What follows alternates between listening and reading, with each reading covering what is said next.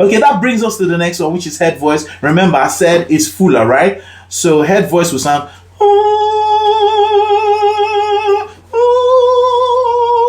I know it's not Christmas, but I'm gonna use this song anyway. Silent night, holy night, all is calm, all is bright. All right.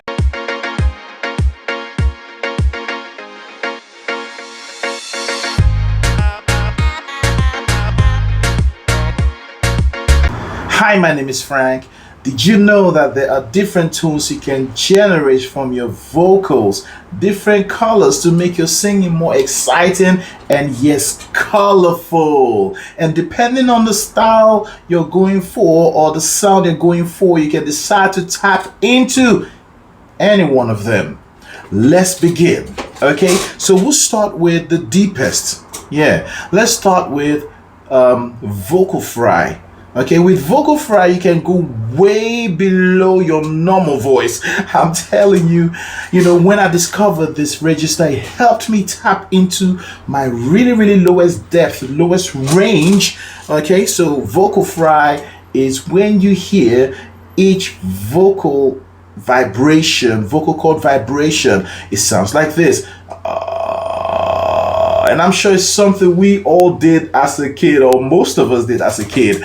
All right. So when you do this, what you're hearing is each vibration. Yes, because the law of sound is, well, proper sound.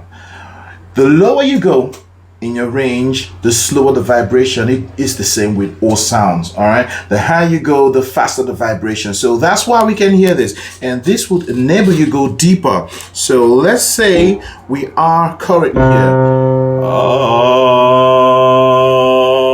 Well, this is around my chest voice. Let's go somewhere further down. You see, I could still reach it, and that even reminds me, how low can I go with this? Okay, so let's try C2.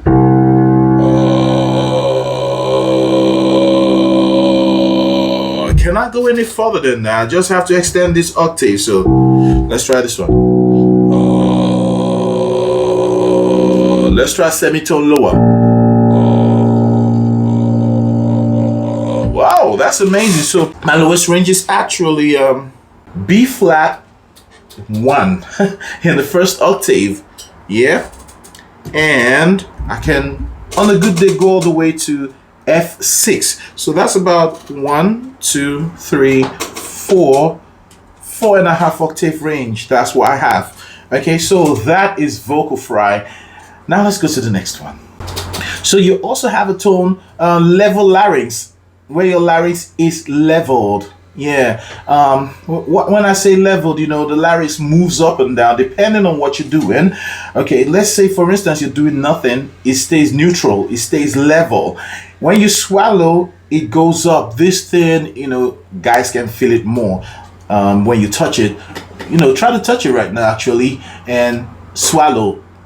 You can feel it go up and go down. Yeah, that's it, moving up and down. All right, and the other way, if you want to make it go the other way, what you do is yawn. Now this is the secret to rich tones. When you hear singers, they sing and sound so good. Oh, tell it on the mountain, over the hills and everywhere. Go tell it on the mountain that Jesus Christ. Deep and rich. This is their secret. Okay, they lower the larynx, not too much to make it sound fake, but just a little. It's like adding a pinch of salt, not too much to whatever you're cooking. Okay, so you still want to have that natural sound. You have. Okay, so level larynx will be amazing grace, how sweet the sound. That's a level larynx. Next one, we have the nasal resonance. I like this one because this helped me discover my mixed voice. You know, when you sing high and powerful, it really, really helped me to discover my mixed voice. And most singers use it. You hear the tone, especially when they go up. But how about in your chest voice? Of course, there's some singers that use it, like jazz singers. Sometimes when they sing some certain vowels, they like to bring in that nasal resonance as a style. I know there is hope in these waters, but I can't bring myself to swim when I... Let's see if we can use this song. I need an R resonance. Amazing grace, how sweet the sound that saved. You know, you heard it. Amazing grace, how sweet. I mean, the real jazz singers would know how to do this more excellently. All right, so they use it sometimes even in chest voice. That's nasal sound. Okay, so when you're going up, you raise me up so I can stand on mountains.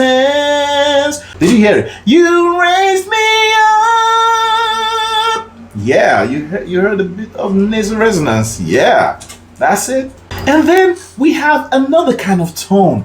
This one is called breathy tone. Now, breathy tone is different from singing low in volume. Okay, so you can sing low in volume but still have a connected vocal cords that help you produce a full sound. Okay, so for instance, happy birthday to you. I can sing like this. Happy birthday to you. Happy birthday. You know, I'm singing low in volume, but it's connected. All right, you don't hear that burst of air. All right, so there's no all right, so breathy tone would come with a lot of air. All right, let's say 50% sound, 50% percent air. So happy birthday to you, happy birthday to you. That's it, breathy tone. So you hear the sound. All right, that's it.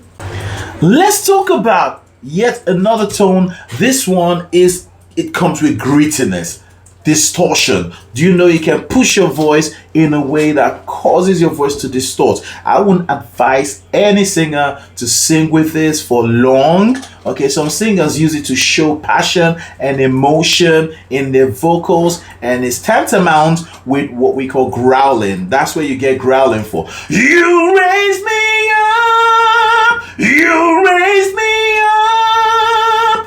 There you go. That's it. Distortion. I don't use it most times. Sometimes when I get in the mood, it depends on the mood I'm in. All right, but even then, not too much. All right, because it's not the healthiest way to sing because you're doing a lot of pushing. All right, there's a lot of compression going on in here, and therefore it produces that grittiness, that distorted sound, which is pretty good depending on the style you are going for, the sound you're actually going for. Now let's go to the next one. The next one is falsetto. Some people confuse falsetto with head voice, even though similar, but there are massive differences. Okay, so in head voice, what you have is a full voice, and we'll come to that. Okay, but with falsetto, what you have is a very, very light voice with so much disconnection on the vocal cords. So it's basically the vocal cords not really making contact like this. You know, for sound to happen, you need two objects to vibrate. Yeah, and that's what happens here. You have two vocal folds that make contact like this. So for you to have a deep, nice connected sound, you need it to go like this, right? But falsetto is the other way around. It's not a bad style. You know, it's good for, you know, as a style, sprinkle here and there throughout the song. It's nice. It's really nice.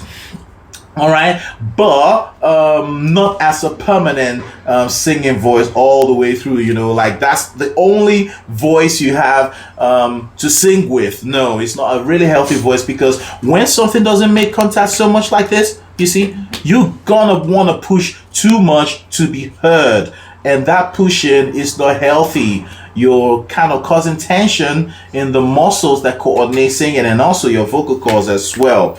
Okay, and sometimes people who don't really know how to sing, they find themselves by default having that kind of voice. So when they do lessons, we teach them how to connect their voice and get a fuller sound. But if you want to use falsetto as a style, and I, it's quite light, and yeah, more like this, and like that. Okay, that brings us to the next one, which is head voice. Remember, I said it's fuller, right? So head voice will sound.